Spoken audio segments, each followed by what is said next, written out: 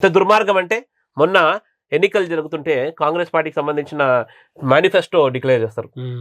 ఆ manifesto declare చేసిన తర్వాత ఆ మేనిఫెస్టోలో వాళ్ళు రాయడం ఏం జరిగిందంటే ఫస్ట్ మేనిఫెస్టోలో మొదటి పేజ్లో వాళ్ళు రాస్తారు కాంగ్రెస్ పార్టీ కనుక అధికారంలోకి వచ్చినట్టయితే ఆర్టికల్ 370ని మళ్ళీ అమలు చేస్తామని చెప్పారు.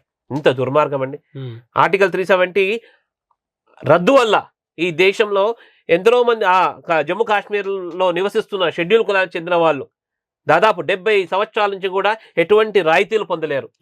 ఈ దేశంలో ఏ రకంగా అయితే షెడ్యూల్ కులాలకు చెందిన వాళ్ళందరూ కూడా రాయితీలు పొంది రిజర్వేషన్ వల్ల ఆర్థిక సామాజిక స్థితిగతులు అయితే మారినాయో, కానీ జమ్మూ కాశ్మీర్లో గత 75 సంవత్సరాల నుంచి కూడా ఎక్కడున్న దారిద్ర్యం అక్కడనే ఉన్నది. షెడ్యూల్ కులాల కుటుంబాలలో ఎవరికి కూడా కేవలం వాళ్ళకి అనుమతి ఏంది అంటే కేవలం పాకి పని చేయడం మాత్రమే, మరుగుదొడ్లు శుభ్రం చేయడానికి తప్ప షెడ్యూల్ కులాలకు చెందిన వాళ్ళకి ఎవరికి కూడా ఎటువంటి ప్రభుత్వ ఉద్యోగాలు కానీ ఎటువంటి అవకాశాలు రాలేవు.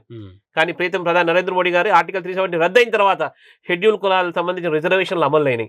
షెడ్యూల్ కులాలకు చెందిన వాళ్ళందరూ కూడా ఉన్నతమైన విద్య అభ్యసిస్తున్నారు. షెడ్యూల్ కులాలకు చెందిన వాళ్ళందరికీ కూడా ప్రభుత్వ ఉద్యోగాలు వస్తున్నాయి. షెడ్యూల్ కులాలకు చెందిన వాళ్ళందరూ కూడా సామాజిక స్థితిగతులన్నీ కూడా మారేయడానికి కారణం ఏది అంటే నరేంద్ర మోడీ గారు ఆర్టికల్ 370 రద్దు చేయడం వల్లనే. బాబాసాహెబ్ అంబేద్కర్ ఏదైతే కళలు కంటుండేనే ఆ కళలని అమలు చేయడం వల్లనే ఈ రకంగా షెడ్యూల్ కులాలకు చెందిన వాళ్ళ ఒక స్థితిగతులు జమ్మూ కాశ్మీర్లో మారినాయి.